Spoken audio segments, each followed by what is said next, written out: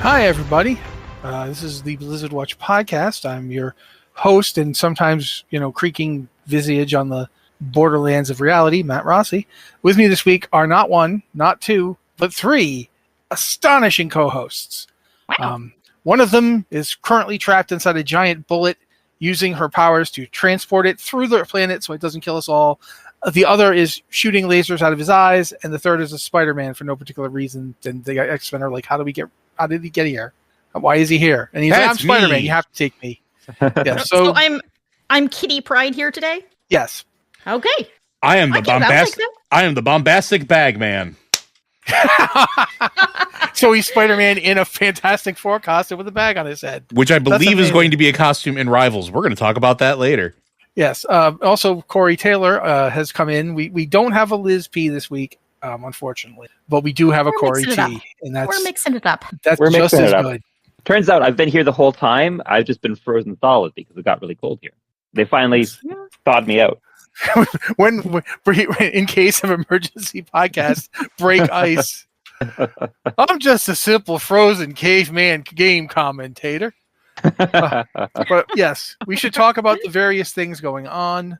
There's a lot, actually. It's been a busy week. Blizzard has been doing this thing where it's like we turn our heads for a second and then there's things. So the day after we recorded the podcast last week, big announcement. Yes. Big announcement. And that announcement is cabbage. No, it's not. That announcement is player housing. There could be cabbage involved in player I'm just housing. afraid, we don't know. I'm afraid there's going to be a cabbage merchant and he's going to keep having his cart destroyed, and I don't want to feel bad for that guy anymore. I felt bad for him the entire time Aang and his crew were having adventures. I'm like, nope, I'm done. I am done feeling bad for you, Cabbage Man. But the first look we got, it's a first look for player housing, right? Yes, that's what this article says. Yeah, but it honestly has a ton of details. There's a lot going on here. I'm going to just say it. Do you feel like they're stealing a little bit from WildStar here? And that's not a criticism. If they are going to steal a player housing, WildStar is the place to steal some stuff from. It feels like they're taking the best of probably the three best player housing options, which was WildStar, elements of Final Fantasy XIV minus the lottery, and then the one that everybody forgets about, but City of Heroes had player housing. And there's elements of that here with the neighborhood stuff. So I'm super intrigued. I'm sorry. I'm getting caught. I'm getting caught when I read the line. Public neighborhoods lets you hang with 50 randos. Liz, is that you? So that's not me. That's Anna has been helping me come up with podcast topics. That explains Anna, it. It's a fine line. Anna has her specific type of sarcasm and snark, and I have mine. I think I'm a little cattier, but usually I try not to write down the really catty stuff. Sometimes it works. Let's go around, starting with you, Liz. Let's talk about what you think is the most interesting thing about this. I think really these neighborhoods are a very interesting idea, because one of the things Blizzard always said about the garrisons was that they didn't like how it's like you went to your garrison and you did everything there and it wasn't a social experience anymore. You were sort of turtling in. You could do everything at your garrison. You didn't have to interact with anybody. Which, it had its pluses and minuses, but here all houses are going to be arranged in neighborhoods. You can choose from an Alliance-themed neighborhood or a Horde-themed neighborhood. And Blizzard did say that there's the possibility of more neighborhoods in the future, but they wanted to focus on doing 2 that were really good instead of making like 20 that were kind of, okay. So the Alliance one's going to be a bit of Elwyn Forest, a bit of Duskwood, a bit of Red Ridge, kind of a sort of vibe over there. And on the Horde side, it's going to be more Durotar-themed, which I'm not super thrilled about Durotar, but maybe some nice beachfront property there. I don't know. I think it's going to be... I know that they're starting smaller because then they can get the system nailed down and they only have to create assets for 2 sets of houses to start with. Let's be honest. The minute they launch this, we're going to figure out how to put Yogg Saron in our neighborhood, and they're going to have to figure out how to patch that out. So one battle at a time. all of your homes will be in neighborhoods. They'll either be in a public neighborhood or in a private neighborhood that you can create, say, share with friends and guildmates. And I think that's really fascinating. You could actually, instead of just having your garrison, and everyone's garrison is in literally the same spot in the world and are not connected in any way, you're going to live in a neighborhood. Your house will be next to someone else's house. And I mean, that's just so interesting because you'll be in your neighborhood. You'll be able to get to see what your neighbors are doing with their houses. We don't really know how much you can customize the exterior of your house. You were talking about cabbage earlier, Matt, and I was like, maybe I can make a cabbage garden in front of the house. Maybe I could grow giant decorative cabbages. I don't know. But we're missing a lot of the detail here. So it's going to be interesting. And I think I really like the neighborhoods ideas. I'm going to go in and have a guild neighborhood, and I'm going to love it until I hate it because someone builds a giant tower of bones next to me or something. Yeah, I'm going to have to learn to live with the neighbors, I guess.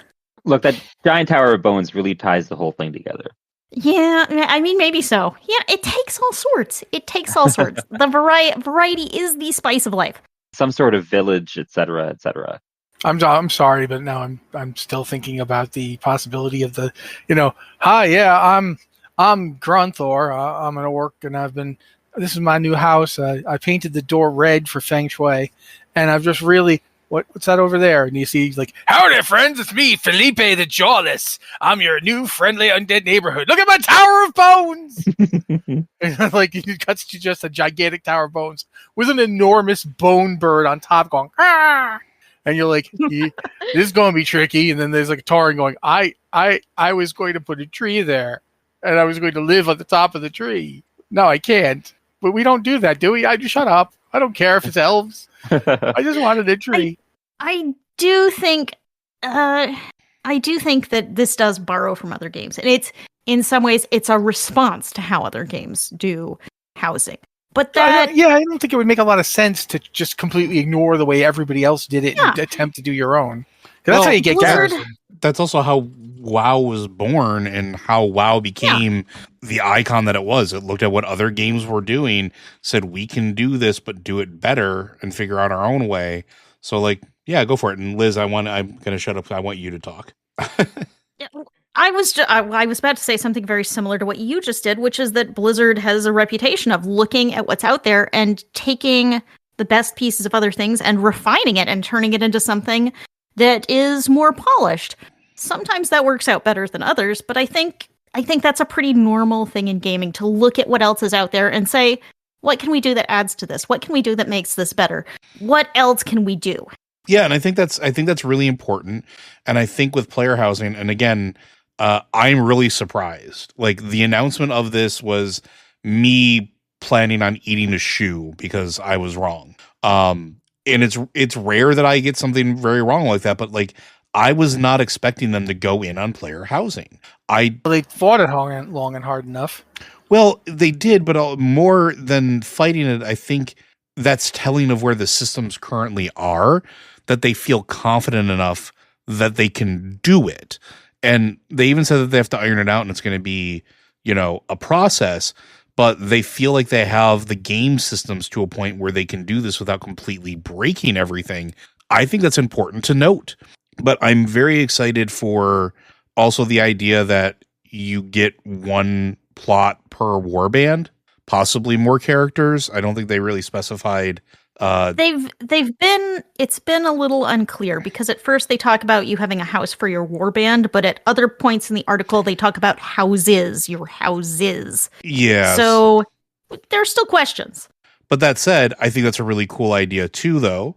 And I like the idea of communities, and I like the idea of guild communities and neighborhoods. Mm-hmm. And I think that is what will make this better, or at least partially a step up to what's out there.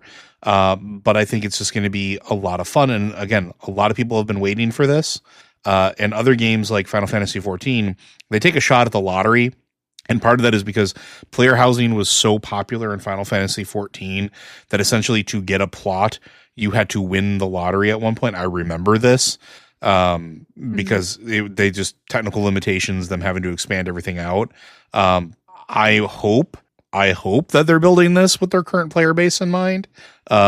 And also beyond that, because I think this might actually potentially bring players back to the game, which It's been so wanted for so long that at least it's going to get a lot of looky-loos coming by the first chance they get just to check out the base version of it. Mhm. Yeah. I do want to point out really fast. Oh, go ahead, Liz. I don't know that a game like WoW that's about having your own character in your own world with this big shared universe that's all about social experiences and who you're playing with. I don't think a game has gone all in on housing like this. We're talking about WildStar, but how long ago was WildStar shut down? We have not had a game that really embraced player creativity and expressiveness like this in the MMO space. I don't feel like we have. So if WoW goes all in on this, that's kind of something unique. That's something special. Make this transmog for my house, and I will never be able to leave the game. Yes. Okay. Basically. Can my house wear a hat? There's my question. I want to find out that at some point you can go and you do a raid, and there's like a giant cornice on the building that you can get and bring home, and like, what is that there? Oh yeah. So yeah, we were doing Blackfire, depths, and I just found this thing, and yeah, it's on my house now. You sure that's safe? Oh, absolutely not. It whispers to me in the night when I sleep. But yeah, because that's one of the things that you talk about, the stuff they're going to have. They want to have players able to find new things. You find new bits and bobs, is the thing it says here, to add as decor, and they want people to use their creativity doing so. And they're even going to let Alliance use Horde buildings and Horde use Alliance buildings. So I do think there's room for this to become the kind of thing that can be super absorbing and super fun. Like I find transmog. Not everybody does. A lot of people don't like transmog, but I do. And I'm like, if you telling me I can essentially make my own Frankensteinian horror house, I am in. I am all in. I will be making specific houses for specific characters. I will get my Death Knight back just to make a Death Knight's house, and to really think about what does that mean to me. So yeah, I'm super excited about that. Anything else we should talk about this? Oh, we should mention they're saying you will be able to move from the neighborhood, but we don't have any idea what that means. There's no details yet. They've just said that. And they've said that your house is never going to go away.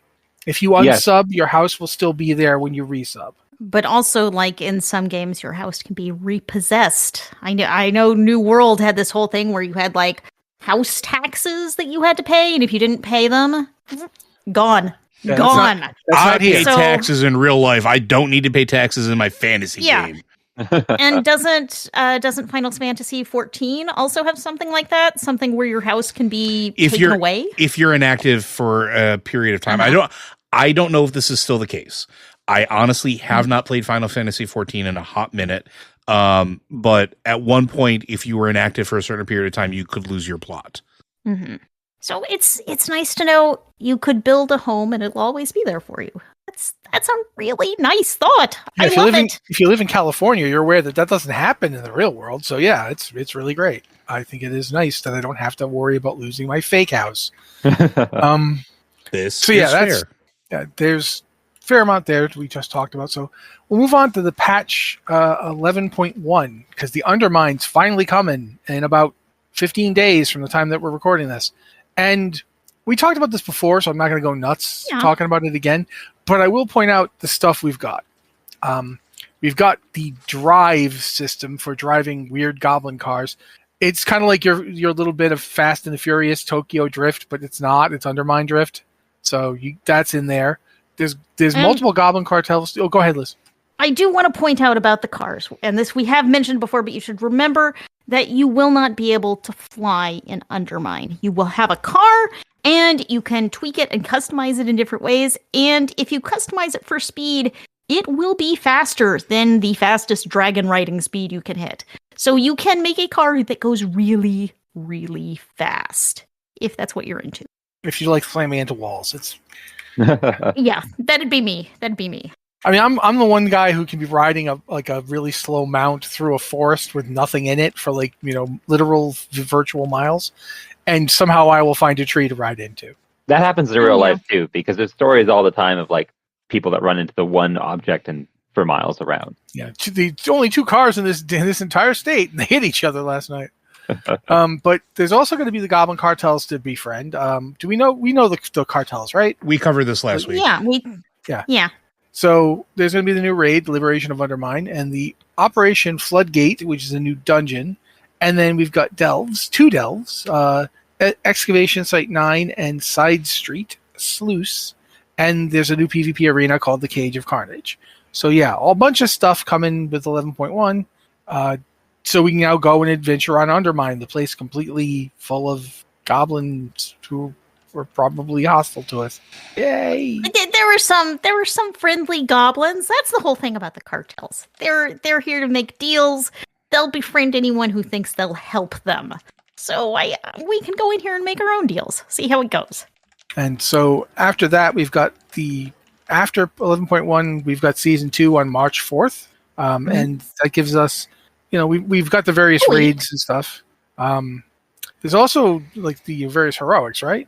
I mean, not mythics. New mythics are coming. Well, one thing about the raid release schedule that we should talk about. And Cory, you still do mythic raiding? Am I right there? No, I don't. I haven't raided all this expansion. Okay. That's sad. I think you're in a guild that would take you along, especially at this new tier start. Maybe. Oh. But one interesting thing about this raid tier is that normal, heroic, mythic, and raid finder wing 1 all open on the same day. So our last raid tier, mythic was a week later. And this tier, they're all at the same time. We had one tier, I believe, in Dragonflight where Mythic released at the same time as the others, but usually it's a week after. So this is a really accelerated schedule.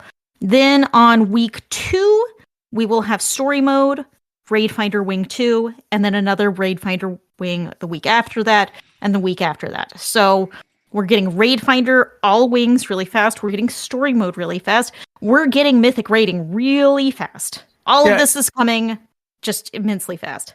That actually means it means that all of the raids will be released within a month, and everything except the completion of Raid Finder will be out by the second week.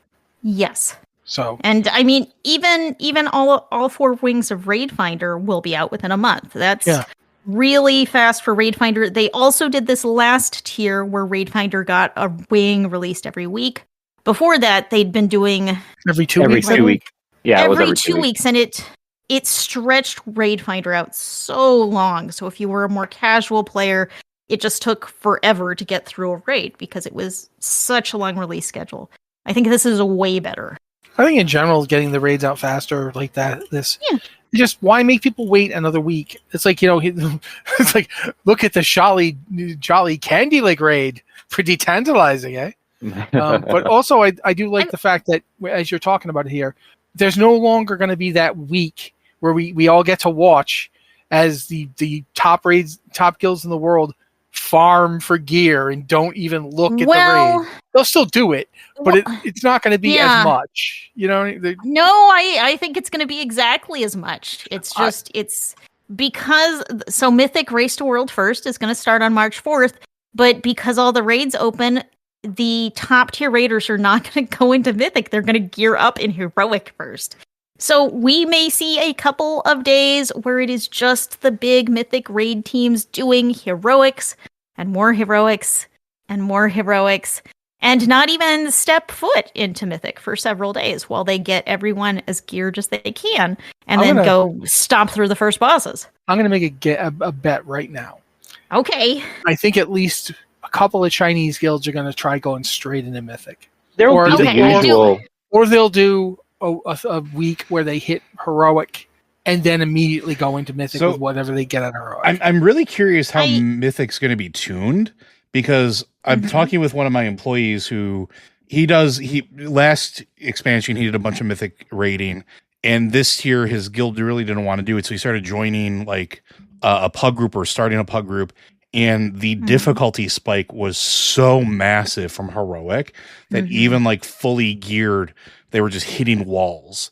And some of the mechanics were so like the Alvanax mechanics with the eggs If you're familiar with that fight, if you're familiar with that fight, you have to break eggs. On normal, not a big deal. Heroic, kind of a big deal. You miss one or do it in the wrong order, it's a wipe. On Mythic, 2 people have to coordinate and hit the same eggs because 8 of the debuff squad 8 of the circle squad at a time, not 4. And so if one person misses it or one person doubles up in the wrong spot or triples up, you miss an egg, it's basically a wipe. And the only way that anybody, including the Mythic raiding guilds, were able to do this was with a weak aura, like in order to tell people specifically where to go so that it did not double up or do anything goofy. And I'm wondering if there are going to be Mythic mechanics like that here that are going to I don't want to say put a damper on it, but be those hard stop points, like be those points that like are really, really challenging and prevent people from going into it directly into Mythic when it's available. I think what we saw this past raid tier was that kind of these big top tier guilds spent a couple of days in Heroic before seriously approaching Mythic.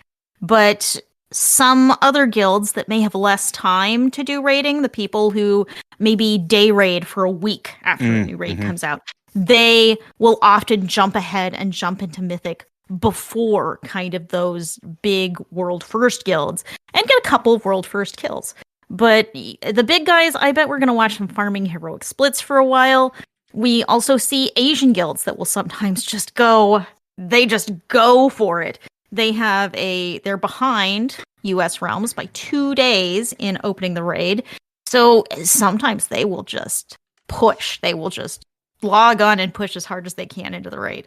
And that's been really fun to watch. But I think, where it comes to like Liquid and Echo and Method, I think they're going to spend a couple of days at least farming Heroic over and over before they touch Mythic. I have seen some talk from Max from Liquid that this raid is not as he's looking for like one of those really big standout fights like we saw with Halandrith from back in Shadowlands, where they were the fun ones to them, right? Like the hard, difficult, the super challenging, and I think he was looking for a fight like that in this raid tier. And of the ones they've seen so far on the PTR, there's nothing that's really standing out to them. So it's possible we'll see the top tier, high end world top 3 kind of jump in there sooner, just because it's easy. Well, we'll see. We'll see. Indeed, we shall see. I'm sorry, I just needed to fill the space. Yeah, but we've talked about that, and I think that's pretty cool. Now let's talk about delves. We're going to get new delves in Season 2. Oh, you're going to summon 6K. He's going to hear that word. He's just going to pop out of nowhere. Delves. But in addition to getting the new ones, we're going to get the same guy as our companion instead of new guys. Going to get Brann Bronzebeard. I get the sense we're just going to have Brann Bronzebeard through the whole thing. I don't think we're getting anybody else. I think now we're just getting Brann. I mean, they did say we were going to get a new one every season, but they backed down on that, and now I think it's just going to be Brann all the way. You know what? I'm okay with that though. Like, I'm not upset. I know some people are like really upset about that, but like Brann's AI has been programmed to a specific point where it's like usable now, and they could probably apply that to something else. But if they just reskin Brann and use the same mechanics, people are going to be upset anyway. Stick with what works, and I mean, it's Brann. It makes sense.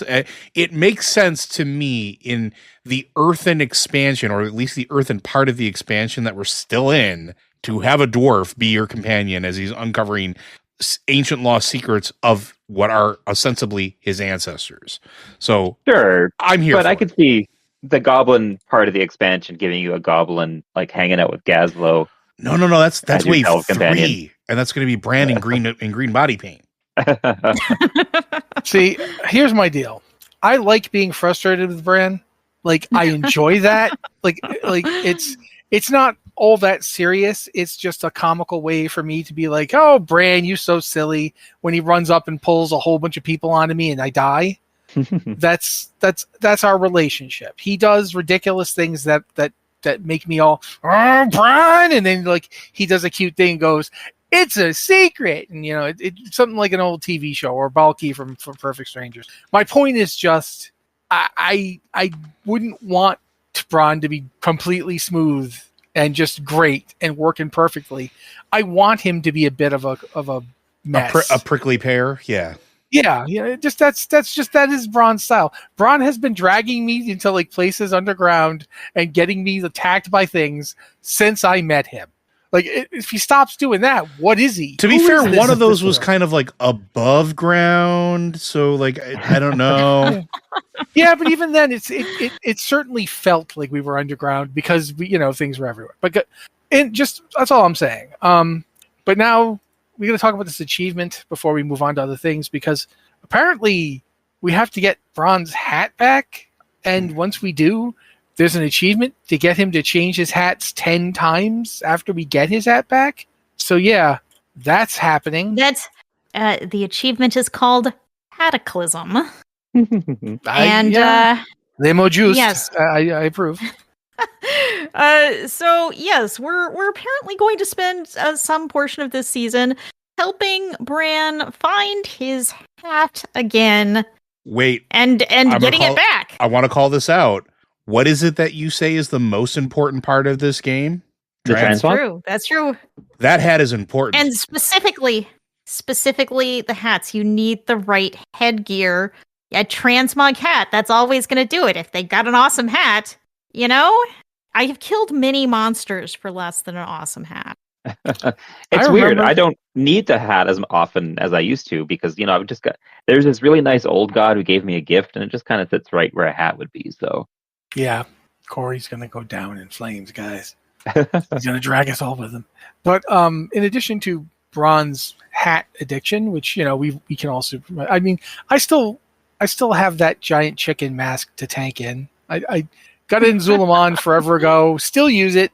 I don't actually use it. I just transmog to it. But I still love to tank with that thing. I love to tank in my angry chicken mode. I really do. It still brings back memories.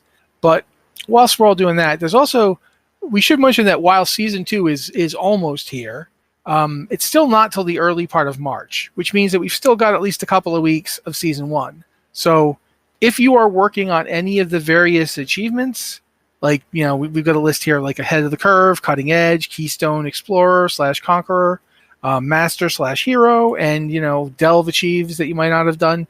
You got that much time to get them done before they just get retired. When the season changes, we get new places to go, and the old achievements, they kind of go for a walk. We don't entirely know which Delve achievements will go away, but presumably some of the ones that are directly relating to the season or directly related to Zekvir will be going away. The achievements that go away for raiding and for Mythic Plus are pretty common. They go away every season, but Delves are still, it's the new shiny. We'll see how it works when we see. We've only seen one season of Delves so far, so. Yep. But we should also mention Plunderstorm's ending on the 25th of February. Love is in the Air ends on to the 17th, I think. Still don't have my rocket. Yeah. So, yeah. There's actually two mounts. Aren't there two mounts you can get now? You can get the rocket and I've got neither of them. The legally distinct sparrow from Destiny. Okay. So yes, you just have a few more days to get your X45 Heartbreaker or Love Witch's Sweeper. Supposedly, the Love Witch's Sweeper is significantly more common. Some people will find that more true than others. Both of these mounts have an increased drop chance first kill of the day, so you can go in and kill it once, and hopefully that's enough. Hopefully, I thought it was once per warband. Is that not the case? Once per warband, yes. There you go. I misspoke. So it's like but instead of running, all of your alts through, it's just go through, do your first kill of the day, and there's the drop rate after that is so low for the X45 that don't make yourself crazy for that 0.03% chance. Narrator voice, Loader says that's a lie. Also, keep in mind that you got to the 25th for Plunderstorm, because that's when that ends. But you've only got 6 days from this recording, and probably less by the time you hear this. So yeah, if you've got anything like Love in the Air you're trying to get done, get on that, because you don't have a lot of time left. Now for WoW Classic. Phase 4 for Cataclysm Classic is launching on February 18th. So, I mean, like the day after Love in the Air stops. So I guess you're going to be heartbroken, then you'll go play Cataclysm Classic Phase 4. I guess that's how it's going to work. That's going to be Dragon Soul, and Dragon Soul goes live on February 20th, a couple days after the phase starts. And this is the last phase for Cataclysm Classic. We're just waiting on Mists of Pandaria. Feels too soon, but also I'm sure a lot of people will be happy to see the back of it. Although Dragon Soul was a very fun raid. I remember enjoying myself. Yeah, Dragon Soul is one of the best raids they did. It's certainly much better than, say, the Firelands. Firelands. Actually, no, I liked Firelands, but I can see why people don't. That whole deal we have to go around the big circle and catch that one guy. Didn't like that. But we should mention also there's also going to be the 3-level 85 heroic 5-player dungeons in addition to the raid, End Time, Well of Eternity, and Hour of Twilight. Since this is the transmog expansion, you can now farm transmog gear, guys, which means run those dungeons, get those unique looks for your transmog. See, now I can just I can push transmog on people playing WoW Classic. My life is complete. And you're gonna want to, because Mists of Pandaria isn't due out until the summer, so you have time. Yes, Gear you have time. up and get those hot looks so you can be ready to go to Pandaland. Also, if you are playing a rogue, we should mention that you're going to be able to get your legendary weapon. The Fangs of the Father dagger set for rogues and rogues alone. It's got the Golad, Twilight of the Aspects, and Firlosh. I think it's Firlosh. Nightmare of Ages. Those are the 2 daggers in question. It's a very involved quest chain, and since I've never played a rogue past level 20, I've not done it, but I have got so many rogue friends that they keep telling me about it because they're like, "Oh, have you done that yet?" And I'm like, "No," because I don't want to play a rogue. So yeah, it's a very involved quest. It's actually a lot of the stuff that happens in that quest serves as a kind of like an introduction to stuff that comes back later. Like we've seen a lot of that stuff reoccur, like Gilneas, all of that stuff. There's a ton of it. I mean, we've seen Rathian how many times now? So many. And I think on the last thing here is the new Tolbarad boss is going to be on the 25th. And that's, I want to say Elizabeth, but it's not. It's Elizabal. Sorry, Liz. I didn't mean to imply that you were a Tolbarad raid boss. I don't think I am. Well, yeah, if you ever wake up really sore and you're like, what did I do last night? Maybe you were a raid boss overnight. But I hate when that happens. Yeah, you wake up and you're like, oh God, somebody definitely put Curse of Tongues on me. Oh, I'm so sore. But that's weird. Usually I wake up and it's just Curse of Exhaustion. It can be both. Good warlocks use whatever curse is necessary. But yeah, the pre-patch is, like we said, the Mists of Pandaria pre-patch and launch cycles are both going to be in the summertime. So yeah, this is all your content for at least 3 to 4 months. Like if you are playing Cataclysm Classic, this is what you are doing for the next 3 to 4 months. So or you're jumping ship and playing Season of Discovery. Either or. Yeah, that's fair. But we've covered that. So Diablo. Oh, we got to talk about Diablo. Lunar Awakening, I did not particularly care. I'm sorry, Lunar Awakening, you lost me. It's perfectly fine because it requires you to do nothing extra. Yeah. Oh, let me just jump in and give some background. Is that Lunar Awakening is the kind of lunar festival event in Diablo 4, and it is available through February 18th. So we are also running out of time for that. Yeah, and it's a Go ahead. Go on. All right. Now we're doing the Canadian standoff where we're both trying to get the other to go. Go. Okay. I will say this. It is essentially, it's exactly the same as it was last year, at least as far as I could tell. If they added anything new, I did not notice. And it's perfectly serviceable. As Cory said, you don't have to do anything but do what you're doing anyway. So I did get stuff. Like I got the tattoo. But I generally didn't really work for me. But feel free to talk about it if you guys really did anything with it. They did. Killed more goblins than I thought I would. That's good. I admit that. They did upgrade the event a little, which is that every shrine you find, asterisk, will be a lunar shrine. And last time it was just some of the shrines you find. Yeah, that was annoying. A lunar shrine. Yeah, because there were so many shrines out there that just, they also buffed the buffs you get when you use the lunar shrines. So I think they made the event better. I still found that I did not find a ton of shrines. And also, when I've been playing Diablo 4 lately, I have been doing the pit. And the pit does not have lunar shrines. They are normal shrines, which I kind of understand that. They do not want to give you excessive buffs in the pit, which will, artificially inflate your power so you're getting into higher difficulty levels. But also I was, I went in there and I was like, oh, a shrine! Oh, wait, it's just a normal shrine? That's fine. It's a better event than it was last year. It's still... It's a little itty bitty tiny event that you can just completely miss or ignore. It's kind of there, but that's about it. But we'll see what ends up because Pez Radar, Adam Fletcher, he's mentioned that we may be getting a content roadmap for Diablo 4, quote unquote, soon. You guys know this soon. That you don't know when. He didn't make any promises, but someone in Reddit was asking. I'd really love to see a roadmap for Diablo 4 to see what content is coming up. And Adam Fletcher responded to that and said, expect one soon. Yeah. So soon being what? That could mean anything. Soon could be next week. Soon could be a few months. Yeah. It could be December. We don't know. But we do know that there's another expansion being worked on. Yes. We don't know when that's coming out yet. I don't think it's been announced. No, it hasn't. Diablo 4 has, in the past, said they're doing annual expansions, so we may expect it in October again. I heard someone talking, but then they stopped, so I'm waiting for you to talk again. Who are you? We'd love to see more Diablo, but I don't even... It's rude of me to say that I don't see the point of the roadmap because the seasonal content that we've gotten has just been 20 minutes of questing, 20 minutes of new quests, a new mechanic for the season, and then just go play Diablo. Yeah, I think that it might be more likely to come out if it's going to talk about the expansion in some way. Yeah, but even that, Diablo 4 already feels like it's on a bit of a treadmill, which is you get 4 seasons a year, which means 4 battle passes a year, which means 4 season journeys a year, and all of them are a grind. Each season you get a new colored zone on your map that you should go to and kill things in and do nothing else. So they kind of have a pattern that they are starting to follow. Yeah, it's fair to say it's like the less whimsical Hearthstone in that regard.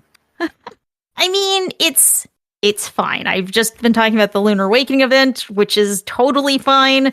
Diablo seasons are totally fine. I have been having fun in this one. The leveling is super fast, but also this is fine. But it could be finer. Yeah, or it could at least be more. There could be more stuff that's different and new happening. Yeah. Seasons feel very skimpy and very samey. So they don't always hold my interest for very long. I do the 20 minutes worth of quests, and then it's like, okay, I'm doing this again, except now the zone is purple instead of green. Okay, I guess. Yep. What's the new thing that's going to be trying to kill us? But Diablo Immortal's also got an event happening. That's the Feast of Valenti, which is from February 12th to March 12th. So tomorrow, as we're recording, to mid-March. You can make grisly offerings to this Valenti person to get your heart's desire. And I don't know what's happening with this, but it does sound neat. It even says, I just think the event sounded neat. And I said that, not even read that far yet. I keep thinking that Diablo Immortal has much cooler sounding events.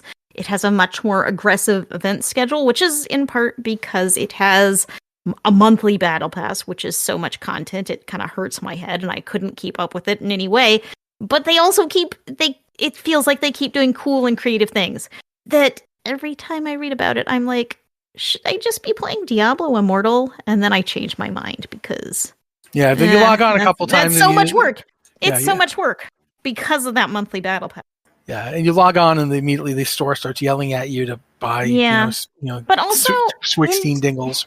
In Diablo Immortal, you're making continuous progress on your character in a shared, persistent world that until Diablo 4 was more like an MMO than Diablo had ever been. Yeah. And Diablo 4 keeps asking you to, okay, it's a new season. Don't you want to start from scratch? And I'm kind of like, not really. Yeah, that's one of those examples. But okay, I guess. that's one of those things that I think they tried to hold on to from Diablo 3 when they were getting rid of practically everything else from Diablo 3. And now they've brought back a lot of the stuff they got rid of from Diablo 3. This is the thing you should get rid of from Diablo 3. Listen, the fact that they were doing that is single-handedly made me not want to play Diablo 4. Mm-hmm. Yeah. And it's why I always inevitably burn out of a season. I play for a while and it's like, okay, this is fun, but I've done all of this before. This character is going to be thrown in the trash at the end of the season. Mm-hmm. It's hard to invest in the long term. Like, yeah, like look at World of Warcraft. Like, and how long? Sorry, go ahead. How long have you been playing Loader, Joe? Closed beta. Yeah. So you get these characters and they are yours. They are you. You become attached to them. And that's not the case here. So this is something that I think everybody forgets about why Diablo 2 was so good and so beloved. Because it wasn't that you had a million alts running around doing things. It's because you had your character that you farmed gear on and spent thousands of hours on. So like the vast majority of people, at least that I know, and everybody's mileage is different, sure, but they would do Staff of Jordan runs like 15 at a time. They would do Bale runs 15 times in a row. They would, go hunting for specific runes, go hunting for the unique sets for their class. They would do a ton of stuff on a specific character, their main character. And again, people had alts, people made other characters, but that you had reward for time investment in a single character, even in Diablo 2. In Diablo, like you could 3, do the ladder, and you could do the ladder in Diablo 2. Yeah, but it wasn't like if in Diablo 2, if you chose to do the ladder, you essentially created a new character and did all that stuff. But it's not like this, where if you want to see anything new, you basically have to push the season. Yeah, and we talked about it beforehand because like it's also a complete. I don't want to say complete 180 because I think they were vague enough about it that it wasn't necessarily a lie. But the way that they first talked about Diablo 4 seasons was not that it was going to be like this. They talked about it in the way of your character will continue to progress. And like, again, they weren't outright about it one way or another at the beginning, but that was the impression that I got. And then when it released and it was like, by the way, seasons aren't going to be like this. It literally killed my motivation to play anything other than, did I finish the story of this particular expansion or this storyline? I'm done now. I don't have a reason to keep grinding Paragon level. I don't have a reason to keep doing this stuff over and over again. I've seen everything until the next content release, which, okay, that's fine. But I miss having that game like Diablo 2 where I can jump in, jump out, jump in, jump out. Like, and being able to continually progress on my druid that I love, or just make another carbon copy and do it again, or make another carbon copy and do it again. I don't want to do that. I just want to experience the new stuff. That's it. That's all I want. I have so many necromancers on my account now. Just it's ridiculous. Yeah, because you get to the end of a season and now you've got yet another max level necromancer. Exactly. Replaced with barbarian, and that's me. Yeah. What am I supposed to do with these things? I don't know. You start a home for retired necromancers. I too was summoned by the siren call of death. Hey, I just noticed you and I have the same. We basically look like twins. Yeah, that's weird. And we have the same name and everything. I don't know. Can you name them the same thing over and over again? Yes, you can. You can have every character with the exact same name if you want to. I know this because I do. I had never tried. I like to. When I'm playing a game, I like to come up with new names. But that goes back to, it feels pointless to think up a new character identity because we're just doing this, and then in 3 months we're going to have to do it again, and then in 3 months we're going to have to do it again.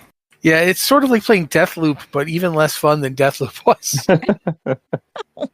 That's mean. Deathloop wasn't bad, but it kind of wasn't really what I was expecting from its studio. So, all right, with Warcraft Rumble, Cory's here, so we're not talking about it. Overwatch? No, I'm kidding. Cory, hey, Warcraft Rumble, tell us about this Love Is in the Air, which is starting on the 12th and going to March 3rd. Talk to us about it. Hey, do you like free stuff? Well, no, I hate it. Well, then you're not going to like this event. It's just a daily login kind of thing. It's got a nice pink Blingtron holding a little heart for you on the map, and if you log in every day, as you log in, you get tickets, and you spend the tickets on free stuff. If you log in the whole time, you get all the free stuff. We're at There's nothing that has been data mined for Warcraft Rumble on the horizon, as far as we can tell. They just did a rework on the Spiderlings mini in the game to make them not trash, which is nice because they were kind of bad before and they didn't see much use, and now they can see some use. But yeah, so we don't know what's coming next for Rumble. They have not committed to giving us a roadmap, which I think would go a long way to improving people's thoughts about the game, just because there's this situation where a lot of it is they're looking for money a lot of the time, right?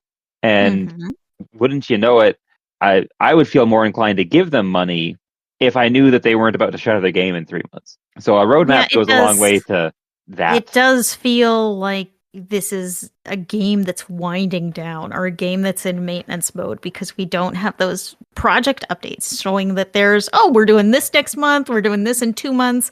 The game exists. Okay. Well, it's one of those things where, I mean, I saw someone suggest this as a little bit of a joke. They were talking about how they played this game and they liked it, but unfortunately it didn't have Ubisoft level monetization. So, and I don't think anyone's asking for that. But like, if the thing about a roadmap is, it doesn't just give you confidence the game's still going to be here. It also gets you specifically thinking about what is coming. Mm-hmm. If you don't have a roadmap or anything telling people what's going on, like Diablo had those dev updates before it came out, Diablo 4 did. Those water coolers serve to get you thinking about, ooh, okay, this is going to happen. This is interesting.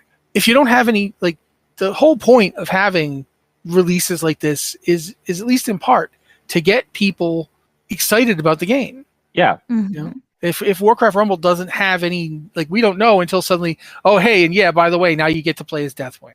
What? When does that happen? And like, you know, right now, right this very moment. Yeah, he's live. Actually, he's gotten loose. He's just, he's rampaging. You're going to get in there and stop him. But yeah, so I do think that that's a good point.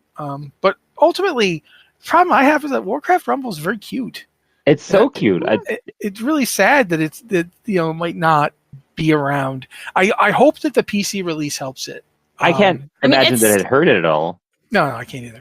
It's in beta right now, so I mean, you can get it on PC immediately if you want to. Right this moment, right now. Why are you even listening to us? Exactly. But anyway, you could be playing it on your PC. Overwatch, we've got the groundbreaking PvP gameplay changes coming to Overwatch 2 event on February 12th.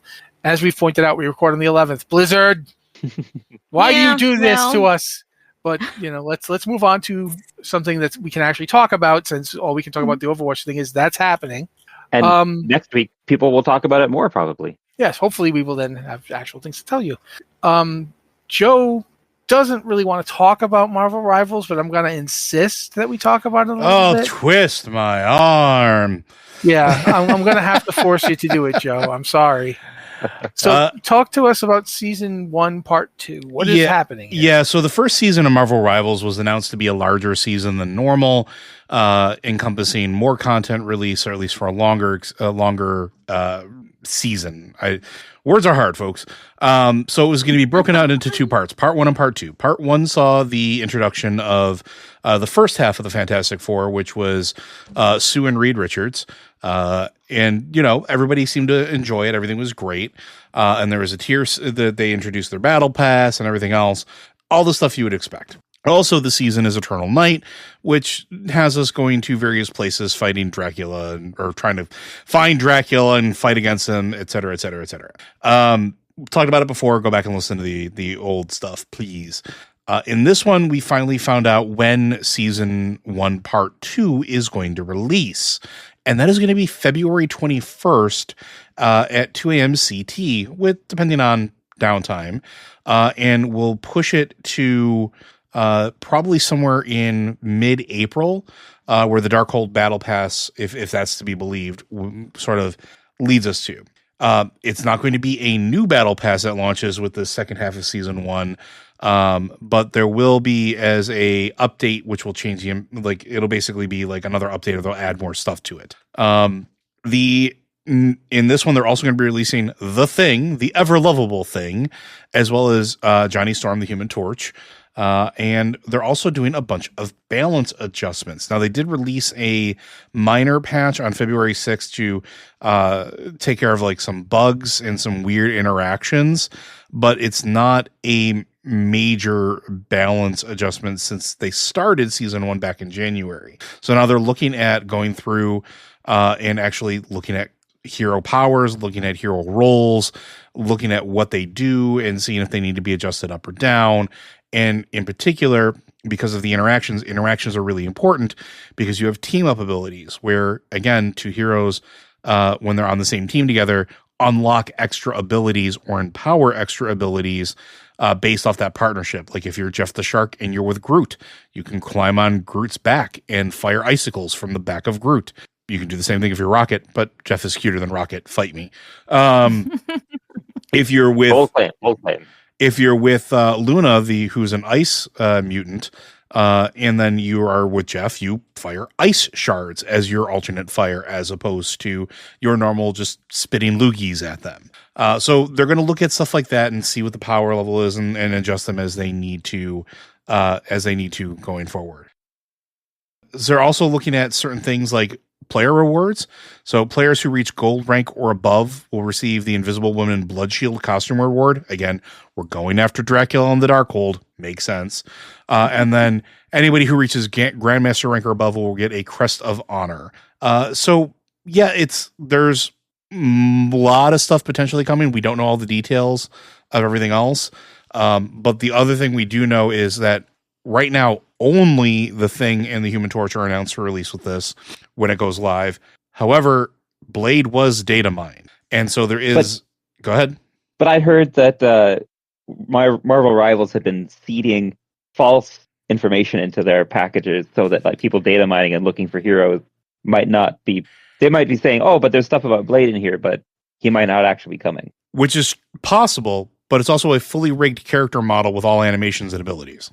That sounds like just what they want you to think. Which may be the case, but it would also be the perfect way to end a Dracula-based season with, by the way, here's Blade, right? Like, so we'll see. But I'm really excited to see that they're continuing to develop the game. They're listening to feedback. They're looking at balance, which again is such a major thing in these types of games, especially when you're doing something that like powers feed off each other or characters feed off each other. And as you add more characters and more heroes, you have to keep looking at that versus I'm just going to release this new broken hero. Everybody is going to buy it because you just get them for having them. Congratulations. You're playing the game. You just get access, right?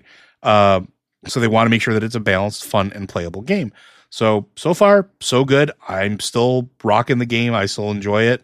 Yeah, I'm excited to see this season release, what the changes are going to be, and how that's going to affect competitive play, because it will absolutely affect competitive. I kept it short. I tried really, really hard.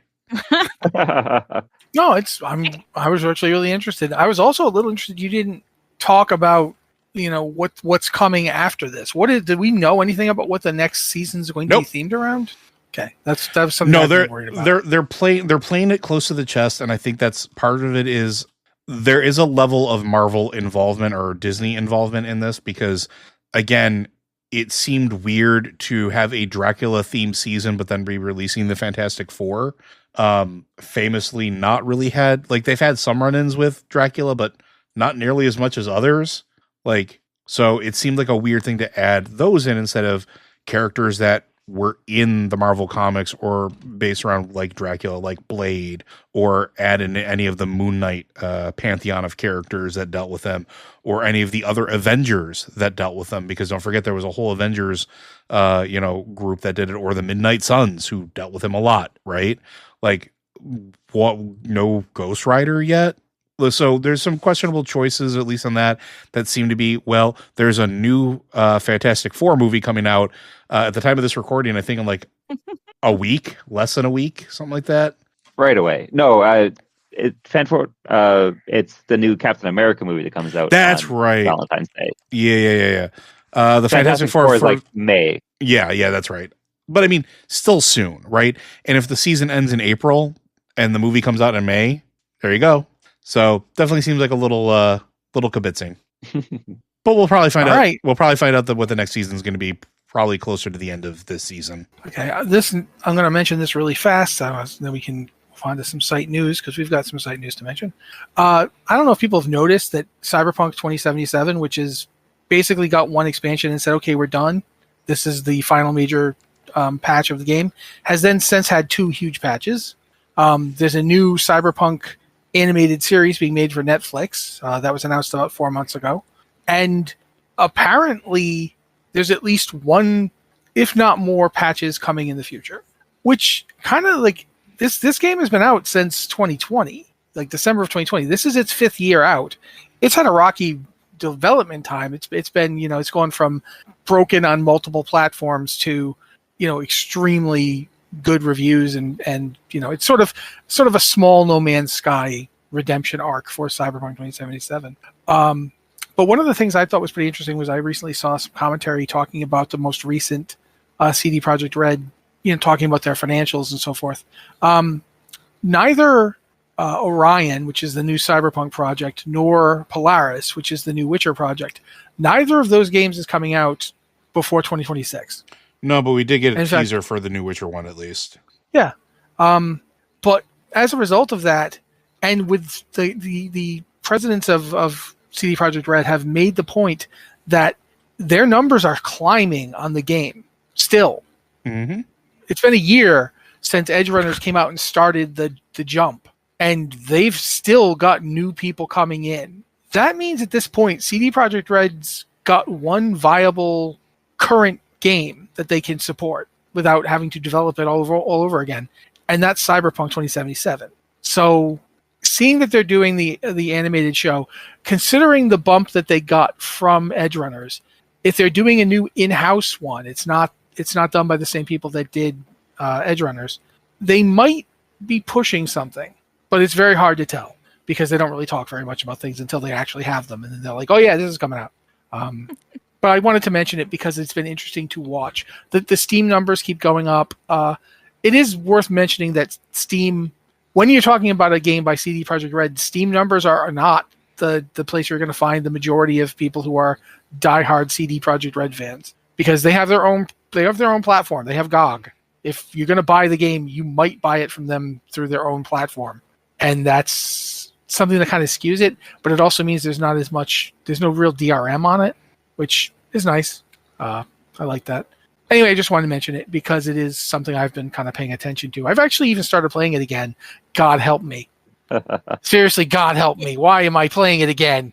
I've played this game a lot. Why am I back? But regardless, I am back. So it is an interesting example of what a single-player RPG can do if a game company continues to support it and continues to improve it and continues to roll things out for it. You're saying that numbers have increased. And just in the past week, we've heard from EA that Dragon Age the Veilguard sales were disappointing, and they will not be releasing any more patches. They have reassigned many members of BioWare's team to other teams at EA and have laid some of them off. And they do not plan on doing anything else with Dragon Age the Veilguard. But we have seen in stories like Cyberpunk 2077 how a game company continuing to support a game, continuing to develop a game, can mean long-term higher engagement numbers. And kind of feel disappointed because it feels like EA gave up on this game maybe before it was even released, because even on release, they were like, there's not going to be any DLC, this is all you're getting. We're not doing anymore. They've reassigned people as soon as the game launched out the door. They did a few bug fix patches, and now that's it. It's hard to invest in a game when the company doesn't invest in the game. Yeah, plus EA is, of course, literally run by smog, whereas CD Projekt Red is run by fallible humans, but they at least actually are humans. Again, I would not be surprised to go to EA's headquarters somewhere and be ushered down into the subterranean depths of Mount Doom, where I'd find a giant dragon sleeping on a pile of game discs, going, "Oh, do we still make these? I love these. They're so good to sleep on." But that's pretty much it for stuff to talk about. And we should probably do the thing where I point and look at Liz and give her sad puppy eyes until she talks about the site. Yeah, and I think this is probably going to wrap it up for us, Joe. I think we're at time. So I just want to give everyone a little bit of site news. I want to thank our new supporters this week. That was Warren Warpath has joined us this week at $5 and also has a really cool name, I think. So thank you, Warren. And if you also want to support the site and join us, everyone out there supporting us on Patreon, you are what makes the site thrive and grow and continue onward into the future after 10 years of doing this. Yeah, 10, wow. So if you join us at $5 a month, you will get an ads-free site experience. You can browse blizzardwatch.com without any of the advertisements, which is pretty great. We do need advertisements, help us survive also, but $5 a month, you don't have to deal with them. If you join us at $3 a month, you can listen to all of these podcasts a day early and ad-free. Also pretty great. I mean, I assume since you're listening to us that you enjoy these podcasts. So please support us if you can. If you can't, listen, like, subscribe, share. All of these things help us so much. And I will say we don't have time for questions this week, but if you want to send us questions for this podcast, you can send us, email us at podcast. Okay, someone's going to have to tell me, is it podcast at Blizzard Watch? That is correct. Podcasts. No, podcast. Podcast singular. Singular at blizzardwatch.com, even though we do have multiple podcasts. And you can also send us questions on Discord in the Patreon Q and podcast questions. If you are a Patreon supporter, we do look there first. Or the Q and podcast questions. If you are not a Patreon supporter, we also look there. I am sorry, I asked for questions this afternoon. We got a few, but we didn't have time for them with all of the Warcraft news and player housing. So we will get to some questions next week. But and also for those of you, you're missing one last thing though. If you are sending us questions, please ensure that you send us any special pronunciations of your name, regardless of how you get them to us, as well as specifying what show it is for, since, as Liz has alluded to, we have multiple. Yes. Thank you for bringing that in, Joe. And if you enjoy us talking about tabletop games, we talked about that a little on the pre-show today, which is also something you can get if you subscribe on Patreon for $3 and up. We also have Tavern Watch. Tavern Watch is our podcast all about tabletop gaming. And we are recording a new show this weekend, which I think should be out next week for anyone who's eager to listen. And if you want that, you need to look for Tavern Watch in your podcast player of choice and subscribe to that because it's on its own feed now. It used to get mixed in with this feed, but now it's on its own feed. So please, if you enjoy it, subscribe, like, share. All of this really helps. So thank you, everyone, for being here. Thank you for listening. Thank you to Matt, Joe, to Cory, our special guest star, for coming back again and being the one person who can talk about Warcraft Rumble. Yeah, I appreciate all of you. I appreciate all of you here recording with me, and I appreciate all of you listening at home. Thank you so much. I don't feel like I need to do my goodbye. I think Liz just covered it. So Liz did everything. Goodbye, everybody. I was trying to cover everything right there because I think we're over time right now. Yeah. Bye, guys. Take it easy. Have a good day.